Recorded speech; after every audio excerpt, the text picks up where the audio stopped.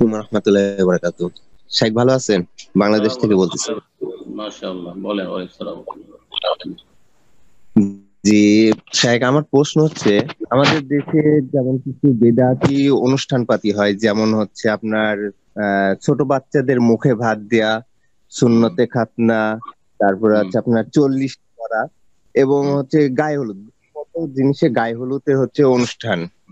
কিন্তু এই অনুষ্ঠানগুলোতে সেক্ষেত্রে দেখা যাচ্ছে যে যারা অনুষ্ঠান করে সেই পক্ষ তারা বলে থাকে যে আমরা অনুষ্ঠান করতেছি শুধুমাত্র আত্মীয় স্বজন একত্রিত হওয়ার ক্ষেত্রে, কিন্তু উদ্দেশ্য দেখা যাচ্ছে তারা ওইগুলোই মুসলমানি কিংবা বিভিন্ন জিনিসে করতেছে।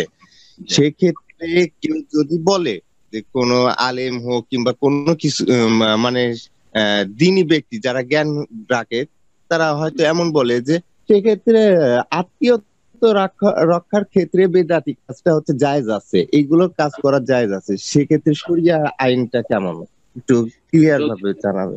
যদি বলে থাকে যে আত্মীয়তার খাতিরে এসব হারাম অনুষ্ঠানে যাবেন, তাহলে ভুল কথা বলেছে।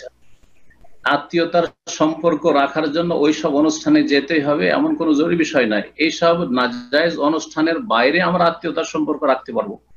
জি, তো আপনাকে এইসব হারাম বেদাতি অনুষ্ঠান থেকে বাঁচতে হবে। কথা বোঝা গেছে?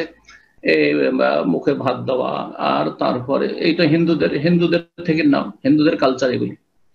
আর তারপরে 40 করা, এইসব বিদাতপন্থী শিয়াদের থেকে সব অধিকাংশ বিদাত গুলি এসেছে।